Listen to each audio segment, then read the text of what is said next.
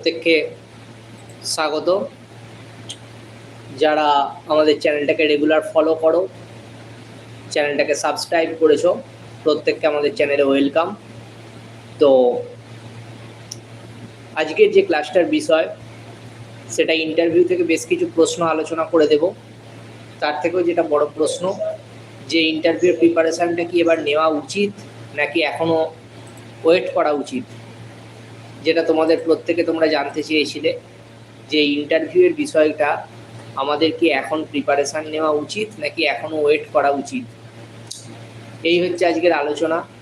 বিগত আগের ক্লাসে তোমরা অনেকে কমেন্ট করেছিলে যে স্যার বায়োলজি থেকে মক টেস্ট, ইন্টারভিউ মক টেস্টে কী ধরনের প্রশ্ন হতে পারে, এটা নিয়ে একটু আলোচনা করে দিই। বায়োলজি থেকে এরকম আমার কাছে অনেকগুলো SMS এসছে যে যদি সাবজেক্ট বায়োলজি হয় তাহলে কী ধরনের প্রশ্ন পরীক্ষায় জিজ্ঞাসা করতে পারে, পরীক্ষা মানে হচ্ছে ইন্টারভিউতে, সেগুলো তোমরা অনেকে জানতে চেয়েছিলে। তো আজকের বিষয়বস্তু থাকবে যাদের সাবজেক্ট বায়োলজি হোক বা না হোক, ইন্টারভিউ সম্পর্কিত কিছু প্রশ্ন এবং তার সাপেক্ষে বায়োলজি থেকে কী কী প্রশ্ন জিজ্ঞাসা করা হতে পারে বা বিগত বছরগুলোতে জিজ্ঞাসা করা হয়েছে সেই জাতীয় যে সমস্ত প্রশ্ন, সেই প্রশ্নগুলোর আলোচনা।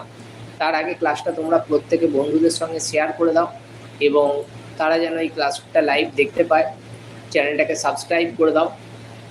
আর একটা কথা প্রত্যেককে বলবার, আজকে পশ্চিমবঙ্গ দিবস, এই উপলক্ষে আমাদের ইন্টারভিউয়ের যে কোর্স ফি আছে সেই কোর্স ফির ওপর আমরা একটা ছাড় দিয়েছি। তোমরা জানো যে স্পেশাল দিন বা দিবসগুলোতে ইন্টারভিউ কোর্সের ওপর একটা ছাড় হয়। তো সেই ছাড়টা পেতে গেলে একটা নাম্বার, হোয়াটসঅ্যাপ নাম্বার এখানে কমেন্ট বক্সে দেওয়া আছে। তো সেই কমেন্ট বক্সে তোমরা কমেন্ট করে জেনে নেবে বা তোমরা হোয়াটসঅ্যাপ করে নেবে যে কত কী ছাড় আছে।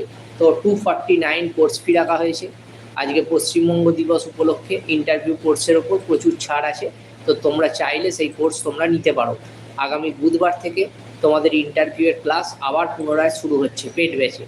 আগামী বুধবার থেকে তোমাদের ইন্টারভিউয়ের ব্যাচের ক্লাস আগামী বুধবার দিন থেকে শুরু হচ্ছে। তো যারা যারা এখনও আমাদের লাইভ সেশনে অংশগ্রহণ করনি তারা তাড়াতাড়ি লাইভ সেশনে চলে এসো। আজকে ইন্টারভিউ নিয়ে প্রচুর আলোচনা করব। তোমাদের যে জিজ্ঞাসা এতদিনে যে ইন্টারভিউয়ের প্রিপারেশান নেওয়া উচিত কি উচিত নয়, একটা কথা বলি ভালো করে শুনে রাখো। সেটা হচ্ছে SLST যে পরীক্ষা হয়েছিল সেই পরীক্ষার ডকুমেন্টস ভেরিফিকেশানের ডেট দেওয়া হয়েছে। ডেটটা সম্ভবত 25শে জুন না 26শে জুন দেখলাম। SSC যে পরীক্ষা হয়েছিল SLST, সেই SLST পরীক্ষার একাদশ দ্বাদশ শ্রেণী খুব সম্ভবত, তো তাদের ডকুমেন্টস ভেরিফিকেশানের ডেট দেওয়া হয়েছে। তো আমি আগের দিনের আলোচনায় তোমাদেরকে বলেছিলাম যে টিচার নিয়োগ বা শিক্ষকতা নিয়োগের যে পরীক্ষা হয় তার সঙ্গেই একসাথে নন টিচিং স্টাফের পরীক্ষার অ্যাড বেরোয়, অর্থাৎ upper primary 9, 10, 11, 12, group C group D একসাথে পরীক্ষায় ফর্ম বেরোয়। এটা আমি তোমাদের আগের দিনই তোমাদেরকে বলেছিলাম, বোঝা গেল? তো দেখো, সেই ক্লাসটা কমপ্লিট করার পরই গতকাল আমরা সন্ধ্যের দিক করে একটা নোটিশ পেয়েছি, যে নোটিশে বলা হয়েছে যে ডকুমেন্টস ভেরিফিকেশান করা হবে যারা SLST পরীক্ষায় উত্তীর্ণ হয়েছেন। তাহলে এবার একটা ব্যাপার পরিষ্কার, যে আর হয়তো খুব বেশি দেরি হবে না গ্রুপ সি গ্রুপ ডি পরীক্ষার রেজাল্ট বেরোতে। প্রত্যেকে তাহলে একটা ব্যাপার বুঝতে পারছো যে আমার ব্যক্তিগতভাবে এটা মনে হয় যে আর হয়তো খুব বেশি দেরি হবে না গ্রুপ সি গ্রুপ ডি পরীক্ষা হতে। যারা যারা লাইভ ক্লাস করছো তাদের প্রত্যেককেই একটা কথা বলছি যে গ্রুপ সি গ্রুপ ডির যে পরীক্ষা, সেই পরীক্ষা হতে যে খুব বেশি আর দেরি হবে তা কিন্তু আমার মনে হচ্ছে না। কাজেই যারা যারা এই পরীক্ষায় ভালো রেজাল্ট করেছো বা 38, 35 এরকম স্কোর আছে, তারা ইন্টারভিউয়ের প্রিপারেশান শুরু করে দাও। কারণ তোমাদের ডকুমেন্টস ভেরিফিকেশান যেটা হয় সেই ডকুমেন্টস ভেরিফিকেশান SLST তোমাদের সেকেন্ড যেটা 11, 12 সেটার কিন্তু ডেট দিয়ে দিয়েছে অলরেডি। কাজেই কিছুদিনের মধ্যেই হয়তো তোমরা এই গ্রুপ ডির রেজাল্ট পেয়ে যাবে, গ্রুপ সি এর রেজাল্ট পেয়ে যাবে। তখন কিন্তু ইন্টারভিউ প্রস্তুতি নেওয়া তোমাদের কঠিন ব্যাপার হবে। আমি আগের দিনও তোমাদের ক্লাসে বলেছিলাম যে 31শে আগস্ট হচ্ছে সেই দিন যে দিনের মধ্যে নিয়োগ সম্পন্ন করার কথা বলা হয়েছিল। তাহলে 31শে আগস্ট যদি নিয়োগ সম্পূর্ণ করার কথা বলা হয় তাহলে সময় আর বেশি নেই, এটা আমি বলছিলাম বেশ কয়েকদিন ধরেই। আর দেখো, ঠিক তারপরই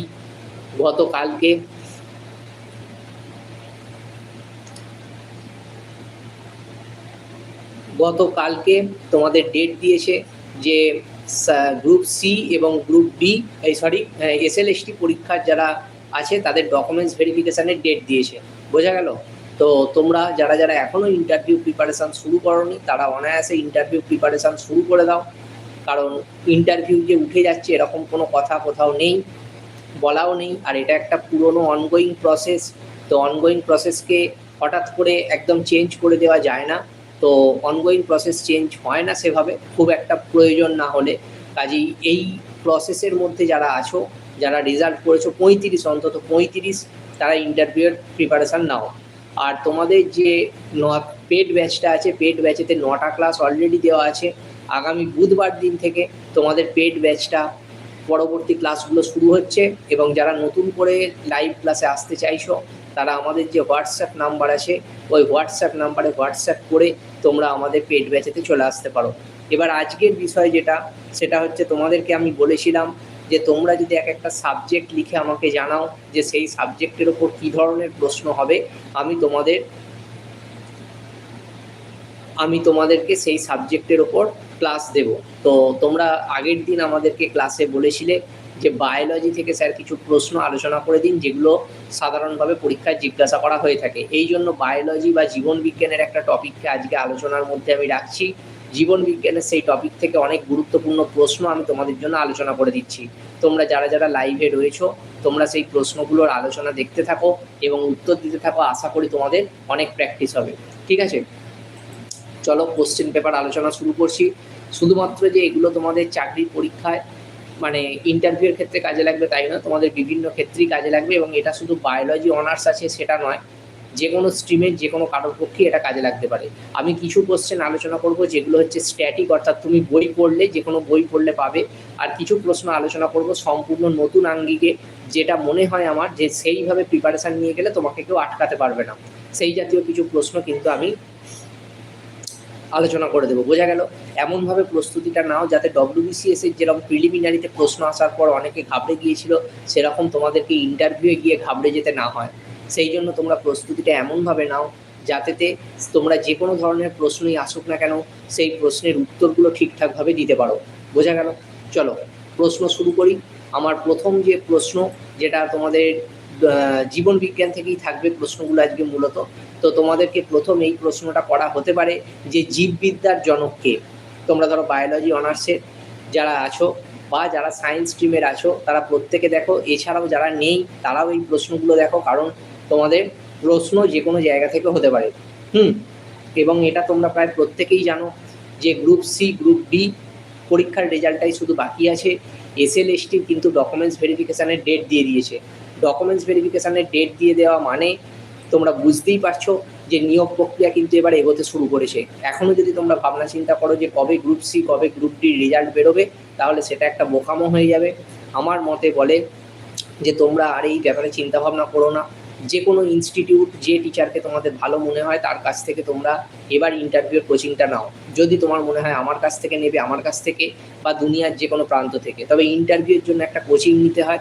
ইন্টারভিউর কোচিং না নিয়ে ইন্টারভিউটা কমপ্লিট করা একটু কঠিনই হয়ে পড়ে, এটা আমি তোমাদেরকে বলে দিলাম। আমাদের ক্লাস শুরু হচ্ছে আগামী বুধবার থেকে। তো আমার প্রথম প্রশ্ন, জীববিদ্যার জনক কাকে বলা হয়? এখানে 4টে করে অপশান দেওয়া হবে না, এই কারণেই হবে না কারণ এটা ইন্টারভিউয়ের ক্লাস, ইন্টারভিউয়ের ক্লাসে 4টে করে অপশান হয় না।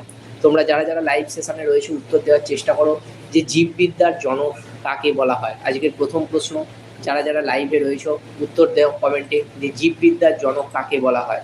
আজকের প্রথম প্রশ্ন, বলো জীববিদ্যার জনক কাকে বলা হয়। যারা লাইভ সেশনে ক্লাস করছো তারা কমেন্ট বক্সে কমেন্ট করে জানাও যে জীববিদ্যার জনক কাকে বলা হয়। জীববিদ্যার জনক কাকে বলা হয়, তার একটা বিখ্যাত বই আছে, তো সেখান থেকে সেই অনুযায়ী তোমরা উত্তর দিতে পারবে আশা করি। তো বলো জীববিদ্যার জনক কাকে বলা হয়?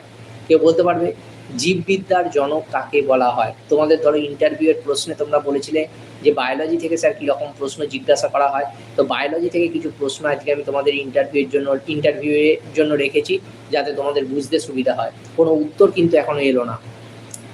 দেখো যখন তোমাদের প্র্যাকটিক্যাল, তোমরা যখন ইন্টারভিউয়ের জন্য প্র্যাকটিস শুরু করছো, যখন তোমাদেরকে কোশ্চেন করছি তখন কিন্তু তোমরা অনেকেই পিছিয়ে, ঠিক আছে? তো জীববিদ্যার জনক কাকে বলা হয়, এটা একদম সঠিক উত্তর দিয়েছে অ্যারিস্টটল। তো অ্যারিস্টটলের লেখা যে বিখ্যাত বই সেটার নাম বলতে পারবে? জীববিদ্যার উপর লেখা অ্যারিস্টটলের বিখ্যাত বই, একদম অ্যারিস্টটলকে জীববিদ্যার জনক বলা হয়। তো তার লেখা যে বিখ্যাত বই, সেই বইটার নাম কে কে বলতে পারবে? তোমাদেরকে কিন্তু ইন্টারভিউ এই জাতীয় প্রশ্নই করা হবে। জীববিদ্যার জনক হচ্ছেন অ্যারিস্টটল। তো এই অ্যারিস্টটলের যে বিখ্যাত বই, সেই বইটার নাম কে কে বলতে পারবে? যারা যারা লাইভে রয়েছে কমেন্ট বক্সে কমেন্ট করে জানাও অ্যারিস্টটলের লেখা বিখ্যাত বইয়ের নাম কে কে জানো। জীববিদ্যার জনক বলা হয় অ্যারিস্টটলকে, প্রত্যেকের কারেক্ট অ্যান্সার এসছে। এবার আমাকে বলো অ্যারিস্টটলের লেখা বইটির নাম কি? আর উদ্ভিদবিদ্যার জনক কাকে বলা হয়? জীববিজ্ঞানের জনক যদি অ্যারিস্টটলকে বলা হয়, তাহলে উদ্ভিদবিদ্যার জনক কাকে বলা হয়? যারা যারা লাইভে রয়েছো কমেন্ট বক্সে কমেন্ট করে জানাও যে উদ্ভিদবিদ্যার জনক কাকে বলা হয়। জীববিদ্যার জনক অ্যারিস্টটল, প্রত্যেকে। Origin of species by means of natural selection, ওটা চার্লস ডারউইনের লেখা। ঠিক আছে। অ্যারিস্টটলের লেখা বিখ্যাত বই হচ্ছে হিস্টোরিয়া অ্যানিমেলিয়া। ঠিক আছে। Origin of species by means of natural selection, ওটা চার্লস ডারউইনের লেখা। আর অ্যারিস্টটলের লেখা বিখ্যাত বই হচ্ছে হিস্টোরিয়া অ্যানিমেলিয়া। আমার দ্বিতীয় প্রশ্ন ছিল থিওফ্রাস্টাস। দ্বিতীয় প্রশ্নের উত্তর, অর্থাৎ তোমাদের উদ্ভিদ বিজ্ঞানের জনক। ঠিক আছে, উদ্ভিদ বিজ্ঞানের জনক বলা হয় থিওফ্রাস্টাসকে। আচ্ছা বলো কোষবিদ্যার জনক কাকে বলা হয়? কোষবিদ্যা, অর্থাৎ কোষবিদ্যাকে কি বলে বলো? কোষবিদ্যাকে মানে যে বিভিন্ন স্টাডি আছে, স্টাডিতে কোষবিদ্যা নিয়ে পড়াশোনাকে কি বলা হয়? কেউ বলতে পারবে? কোষ সম্পর্কিত পড়াশোনাকে কি বলা হয়? যারা যারা লাইভে আছো কমেন্ট বক্সে কমেন্ট করে জানাও যে কোষ সম্পর্কিত পড়াশোনাকে কি বলা হয়। কেউ জানো কোষ সম্পর্কিত পড়াশোনাকে কি বলা হয়? সাইটোলজি। তো এই কোষবিদ্যার কোষ সম্পর্কে যে জনক, দ্য ফাদার অফ সাইটোলজি কাকে বলা হয়? ফাদার অফ সাইটোলজি কাকে বলা হয়? হ্যাঁ, কোষ সম্পর্কিত পড়াশোনাকে বলা হয় সাইটোলজি। তো এই কোষবিদ্যার জনক কাকে বলা হয়? সাইটোলজি। প্রত্যেকে কারেক্ট অ্যান্সার দিয়েছো। তো এই কোষবিদ্যার জনক কাকে বলা হয়? কেউ বলতে পারবে? একদম প্রত্যেকে কারেক্ট অ্যান্সার দিয়েছো। তো কোষবিদ্যার জনক কাকে বলা হয়? যারা যারা লাইভে রয়েছে উত্তর দেওয়ার চেষ্টা করো। কোষবিদ্যার জনক কাকে বলা হয়? যারা লাইভে রয়েছে উত্তর দেওয়ার চেষ্টা করো। রবার্ট হুক, তার লেখা বইটার নাম কি? রবার্ট হুকের লেখা বইটার নাম কি? একদম কারেক্ট অ্যান্সার। রবার্ট হুকের লেখা বইটার নাম কি? রবার্ট হুক, বলো রবার্ট হুকের লেখা বইটার নাম কি? একদম প্রত্যেকে কারেক্ট অ্যান্সার দিয়েছে। কোষবিদ্যার জনক বলা হয় রবার্ট হুককে। তো রবার্ট হুকের লেখা বিখ্যাত বইটার নাম কি? কে বলতে পারবে? কমেন্ট বক্সে কমেন্ট করে জানাও। রবার্ট হুক যে বইটা লিখেছিলেন সেটির নাম কি? বলো রবার্ট হুক যে বইটা লিখেছিলেন সেটির নাম কি? রবার্ট হুকের লেখা বিখ্যাত বইটার নাম কি? বলো।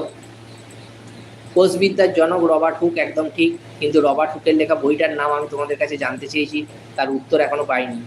বলো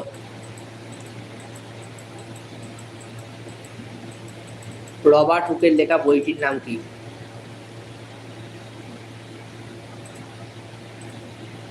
রবার্ট হুকের লেখা বইটার নাম কি?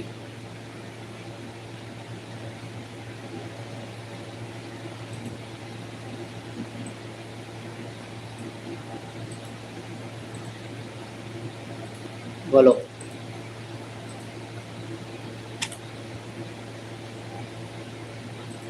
কি বলছো? সিস্টেমা ন্যাচুরালা মাইক্রোগ্রাফিয়া, সিস্টেমা ন্যাচুরেলিয়া, এটা ক্যারোলাস লিনিয়াসের লেখা বই। ঠিক আছে, ক্যারোলাস লিনিয়াস সিস্টেমা ন্যাচুরি লিখেছিল। এটা ক্যারোলাস লিনিয়াস, যাকে শ্রেণীবিদ্যার জনক বলা হয়। আর মাইক্রোগ্রাফি নামক এই বইটা লিখেছিল রবার্ট হুক, তাকে হচ্ছে কোষবিদ্যার জনক বলা হয়। যাই হোক, আমার যেটা মনে হয় যে তোমরা কিন্তু অনেকটাই পিছিয়ে আছো। আচ্ছা বলো অণুবীক্ষণ যন্ত্র কে আবিষ্কার করেছিলেন? অণুবীক্ষণ যন্ত্র কে আবিষ্কার করেছিলেন? অণুবীক্ষণ যন্ত্র কে আবিষ্কার করেছিলেন? পরের প্রশ্ন, অণুবীক্ষণ যন্ত্র কে আবিষ্কার করেছিলেন? বলো অণুবীক্ষণ যন্ত্র কে আবিষ্কার করেছিলেন? পরের প্রশ্ন, বলো অণুবীক্ষণ যন্ত্র। গ্যালিলিও। গ্যালিলিও দূরবীন আবিষ্কার করেছিল।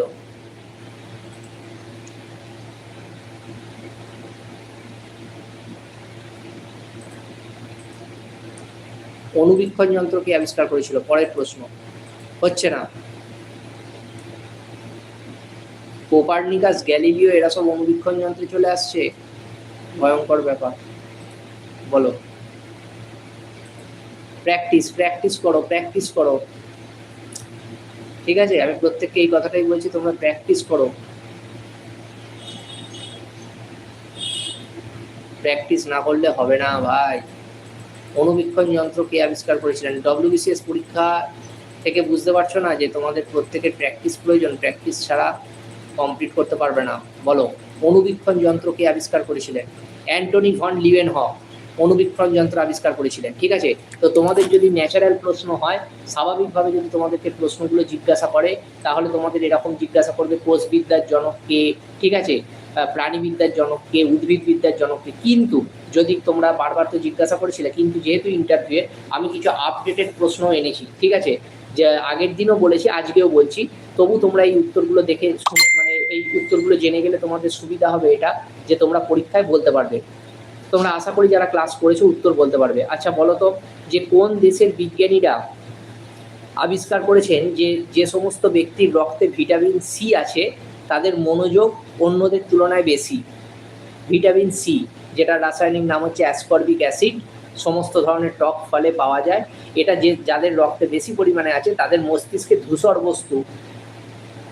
ধূসর বস্তু বা স্মৃতিশক্তির পরিমাণ অন্যদের থেকে বেশি। এটা কোন দেশের বিজ্ঞানীরা আবিষ্কার করেছেন? এগুলো সব বায়োলজির প্রশ্ন। ঠিক আছে, আন্দাজে ঢিল শুনে কোনো লাভ নেই। উত্তর জানা থাকলে উত্তর দেবে, না জানা থাকলে বলবে এটা আমার জানা নেই, কারণ এটা তো তোমরা ইন্টারভিউর জন্য প্র্যাকটিস করছো। আন্দাজে উত্তর বলে কোনো লাভ নেই। যারা উত্তর আন্দাজে দিচ্ছ তাদেরকে বলছি, উত্তর শুনেই বোঝা যাচ্ছে তুমি এটা কোনোদিন মানে পড়া নেই, তো কাজেই উত্তর আন্দাজে দেওয়ার চেষ্টা করবে না। ওএমআরএতেই বলো আর ইন্টারভিউতেই বলো। তো এখনো পর্যন্ত আমি উত্তর পাইনি।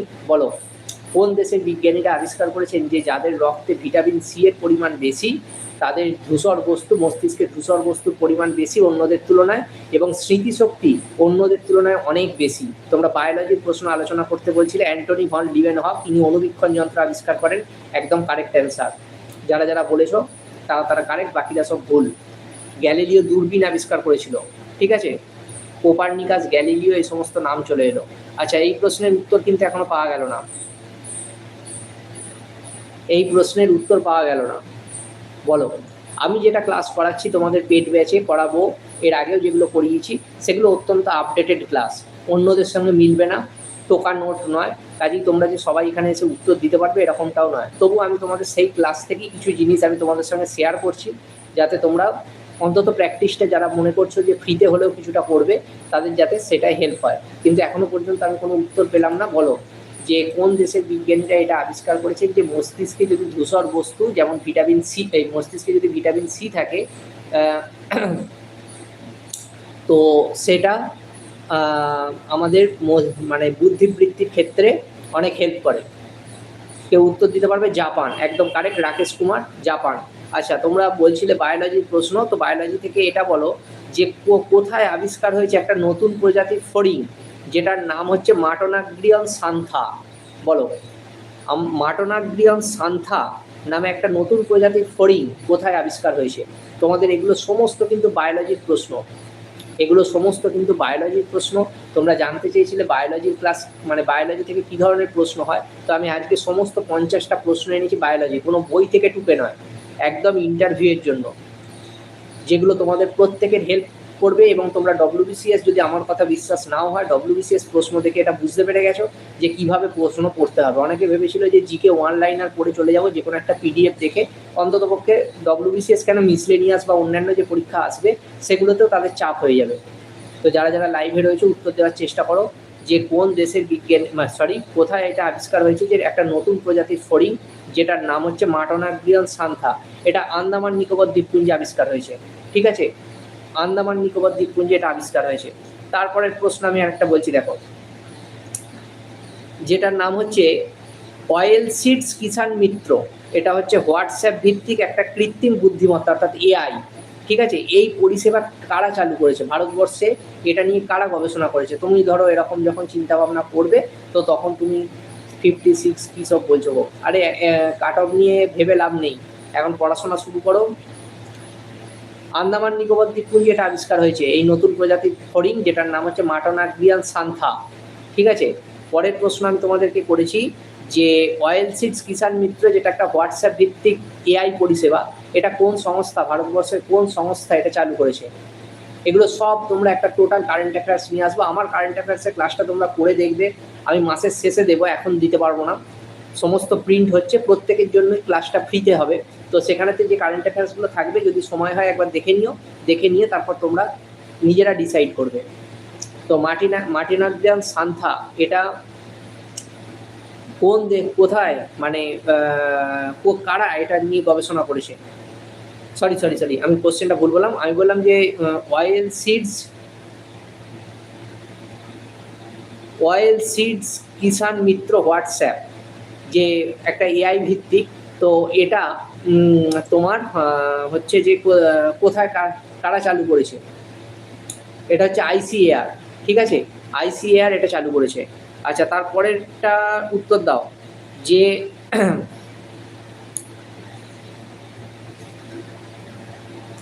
সোলার ওয়ান, যেটা হচ্ছে একটা আবহাওয়া ভিত্তিক স্যাটেলাইট, এটা কোন দেশ আবিষ্কার করেছে বা কোন দেশ তাদের প্রথম প্রয়োগ করেছে? সোলার ওয়ান, যেটা একটা আবহাওয়া ভিত্তিক স্যাটেলাইট, এটা কোন দেশ প্রয়োগ করেছে প্রথম, তাদের সফলভাবে প্রয়োগ সম্পন্ন করেছে?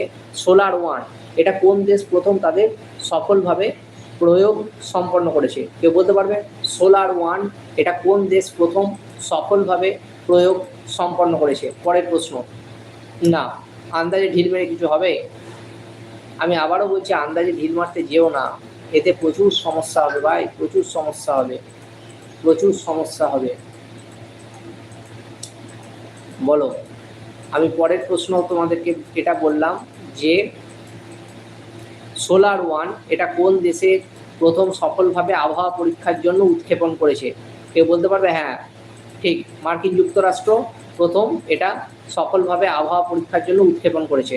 তারপরের প্রশ্ন আমি তোমাদের একদম ট্র্যাডিশনাল জিকে থেকে ধরছি, যেটা তোমাদের একদম বায়োলজির প্রশ্ন বলে, সমস্ত ধরনের প্রশ্নই আজকে বায়োলজি থেকে রেখেছি। বলো, মানবদেহের রক্ত সঞ্চালন পদ্ধতি কে আবিষ্কার করেছিলেন, কত সালে? মানবদেহের রক্ত সঞ্চালন পদ্ধতি কে আবিষ্কার করেন, কত সালে? বলো, যারা লাইভে রয়েছে কমেন্ট বক্সে কমেন্ট করে জানাও, মানবদেহের রক্ত সঞ্চালন পদ্ধতি কে আবিষ্কার করেছিলেন, কত সালে?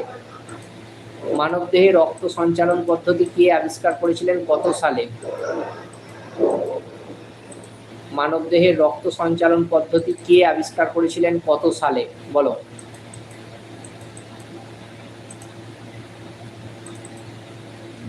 মানবদেহের রক্ত সঞ্চালন পদ্ধতি কে আবিষ্কার করেন, কত সালে? কেউ বলতে পারবে? যারা যারা লাইভে রয়েছে কমেন্ট বক্সে কমেন্ট করে জানাও, মানবদেহে রক্ত সঞ্চালন পদ্ধতি কে আবিষ্কার করেছিলেন, কত সালে? বলো, রক্ত সঞ্চালন পদ্ধতি কে আবিষ্কার করেছিলেন, কত সালে? বলতে পারছো না? William Harvey. কত সালে? রক্ত সঞ্চালন পদ্ধতি, মানবদেহের রক্ত সঞ্চালন পদ্ধতি কবে আবিষ্কৃত হয়? বলো, সাল বলো, কত সালে উইলিয়াম হার্ভে এটা আবিষ্কার করেছিলেন মানবদেহের রক্ত সঞ্চালন পদ্ধতি? 1628। ঠিক আছে, 1628 সালে উইলিয়াম হার্ভে মানবদেহের রক্ত সঞ্চালন পদ্ধতি আবিষ্কার করেন। আচ্ছা, তারপরের প্রশ্নটা বলো যে সেল থিওরি বা কোষ মতবাদ এটা কে প্রচলন করেছিলেন? অর্থাৎ একটা জীবন্ত কোষ থেকে পরবর্তী কোষের তৈরি হয়, এটা কি বলা হচ্ছে? Sell theory. এই সেল থিওরির প্রবক্তা কে? সেল থিওরি বা কোষ মতবাদ এটার প্রবক্তা কে? যারা যারা লাইভে রয়েছে উত্তর দেওয়ার চেষ্টা করে। সেল থিওরি বা কোষ মতবাদ, কোষ সম্পর্কিত যে ধারণা যেটাকে বলা হচ্ছে সেল থিওরি, এটার প্রবক্তা কে?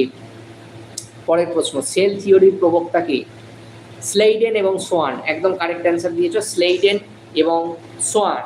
আচ্ছা, তারপর বলো, তোমরা তো দেখো প্রতিটা যে টপিক আছে আমাদের, প্রতিটা সাবজেক্টের যে প্রতিটা টপিক আছে, প্রতিটা টপিক থেকে আমাদেরকে এমনভাবে জানতে হবে যেটা তোমাদের একদম আপডেট থাকে। ঠিক আছে, যদি তুমি সেই সম্পর্কে না জেনে থাকো তাহলে ধরে নেওয়া হবে যে তুমি এই ব্যাপারে তো অবগত নয়। ঠিক আছে, এইবার যেটা ব্যাপার হচ্ছে আমাদের সমস্যার যে ব্যাপারটা সেটা আমরা বলি।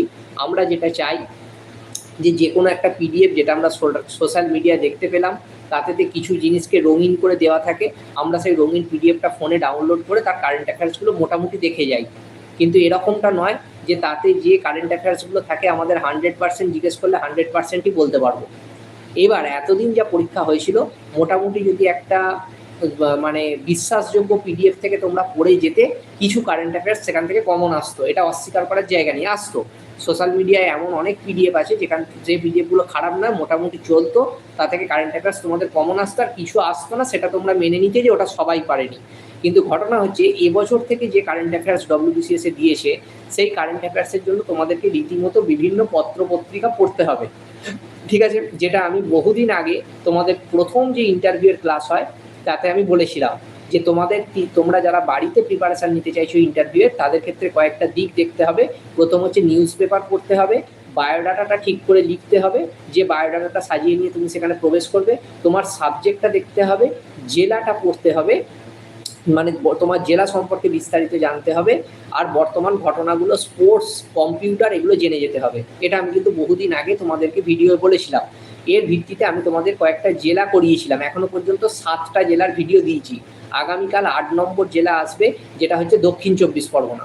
এটাও ইউটিউবে সকলের জন্য ফ্রি ভিডিও থাকবে, তোমরা সেখানেতে দেখে নেবে যে দক্ষিণ 24 পরগনা থেকে কোন কোন তথ্যগুলো তোমাদের জানা প্রয়োজন, ঠিক আছে? যেমন দক্ষিণ 24 পরগনায় শিবনাথ শাস্ত্রীর জন্ম। তোমাকে প্রশ্ন এরকম করবে যে আচ্ছা আপনি বলুন যে শিবরাম শাস্ত্রীর আত্মজীবনীর নাম কি? তুমি জানো না, সেটা না জানলে কিন্তু সমস্যা তোমার, অর্থাৎ তোমার এলাকার মধ্যে কত বড় একজন লেখক আছেন তোমার সেটা জানা নেই, ঠিক আছে? তো দক্ষিণ 24 পরগনা থেকে যে তথ্যগুলো পড়ে গেলে তোমাদের ইন্টারভিউতে কোনো প্রশ্ন মানে মিস হবে না, সেই জাতীয় ভিডিও কিন্তু আমি সামনে কালকে নিয়ে আসবো। তোমরা সেটা রেকর্ডেড ভিডিও পাবে, প্রত্যেকেই পাবে, দেখতে পাবে। তো তা থেকে তোমরা যারা দক্ষিণ 24 পরগনার আছে তারাও দেখবে, যারা দক্ষিণ 24 পরগনার নয় তারাও দেখবে। কেন দেখবে? কারণ পঞ্চায়েতের যে পরীক্ষাটা হবে তাতে জেলা থেকে প্রচুর প্রশ্ন হবে। যেমন ধরো টেরাকোটা শিল্প, যেমন ধরো তোমাকে বলবে মাটির পুতুল। মাটির পুতুল নদিয়ার কৃষ্ণনগরে বিখ্যাত, আর মাটির ঘোড়া হচ্ছে বাঁকুড়ায় বিখ্যাত। তোমরা হয়তো অনেকেই জানো না, বাঁকুড়ার মাটির ঘোড়া পৃথিবী বিখ্যাত, আর কৃষ্ণনগরের নদিয়ার যে মাটির পুতুল সেটাও পৃথিবী বিখ্যাত। তোমাদের প্রশ্ন এরকম দিয়েছিল সম্ভবত যে কর্কট ক্রান্তি রেখা পশ্চিমবঙ্গের কোন রাজ্যের কাছে, কোন জেলার ওপর দিয়ে গেছে? নদিয়ার কৃষ্ণনগরের ওখান দিয়ে গেছে, তাই না? তো কাজেই এই কথাটা তোমাদেরকে আমি বারবার বলছি যে পঞ্চায়েতের পরীক্ষা হোক বা ইন্টারভিউয়ের পরীক্ষা, আমার ক্লাস তোমার হেল্প করবে। আর যারা পেড ব্যাচেতে ভর্তি হয়েছো তাদেরকে বলছি যে আগামী বুধবার দিন থেকে তোমাদের ইন্টারভিউয়ের আবার লাইভ ক্লাস শুরু হবে। আগামী বুধবার দিন থেকে যারা ভর্তি হওনি, আর বারবার SMS করো না যে স্যার কোর্স ফি কমান। কোর্স ফি আমি কমাতে পারবো না, আমি দুঃখিত, আমি কোর্স ফি কোনোভাবে কমাতে পারবো না। আমি তোমাদেরকে যে হেল্পটা করতে পারবো, তোমরা ইন্টারভিউ ব্যাচে ভর্তি হলে তোমাদের পঞ্চায়েতের জিকে এবং বাংলার কোর্সটা ফ্রিতে দিতে পারবো। আর আজকে যারা ভর্তি হবে তাদের জন্য 50 টাকা কমানো আছে, 249 নেওয়া হচ্ছে। তোমরা হোয়াটসঅ্যাপ করে ভর্তি হয়ে যেতে পারো, সেটা শুধুমাত্র আজকের জন্য 249। হ্যাঁ, বাঁকুড়ার মাটির ঘোড়া। আর আগামীকাল থেকে যেমন কোর্স 299 থাকে, সেরকম 299ই থাকবে যতদিন তোমাদের রেজাল্ট বেরোক বা রেজাল্ট না আসুক। এবার আজকের টপিকে আসি। তোমাদেরকে একটা প্রশ্ন আমি করছি, তোমরা উত্তর দেওয়ার চেষ্টা করো, ঠিক আছে? সম্প্রতি জাপানেতে একটা রোগ আবিষ্কার হয়েছে, যেটা হচ্ছে কি মানে ভাইরাস বলতে পারো, যে ভাইরাসটা সাধারণত আমাদের লালা, ঘাম, এই যে গ্রন্থিগুলো আছে এই গ্রন্থিগুলোকে আক্রমণ করছে, ঠিক আছে? এটা নিয়ে জাপানেতে প্রচুর গবেষণা চলছে। এই ভাইরাসটার নাম কি? তোমাকে এরকম প্রশ্ন যদি করে যে নিপা ভাইরাস কোন প্রাণী থেকে ছড়ায়, তুমি বলতে পারবে বাদুড় থেকে ছড়ায় নিপা ভাইরাস।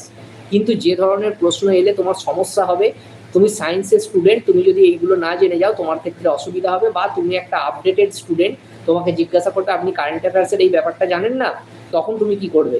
সেই জন্য তোমাদের কারেন্ট অ্যাফেয়ার্সটা এইভাবেই করা হচ্ছে। তো বলো, জাপানেতে একটা রোগ নিয়ে গবেষণা চলছে, যেটা হচ্ছে আমাদের ঘর্মগ্রন্থি, লালা গ্রন্থি, ঘর্মগ্রন্থি মানে সিবেসিয়াস গ্রন্থি, যেটা আমাদের ত্বকে থাকে, সেগুলোকে আক্রমণ করছে। তো সেই ভাইরাসটার নাম কি? কেউ বলতে পারবে? আচ্ছা, বলছো দাদা ভাই আমি এসটি ক্যান্ডিডেট, গ্রুপ ডিতে 35 আছে, আমার সম্পূর্ণ সুযোগ আছে।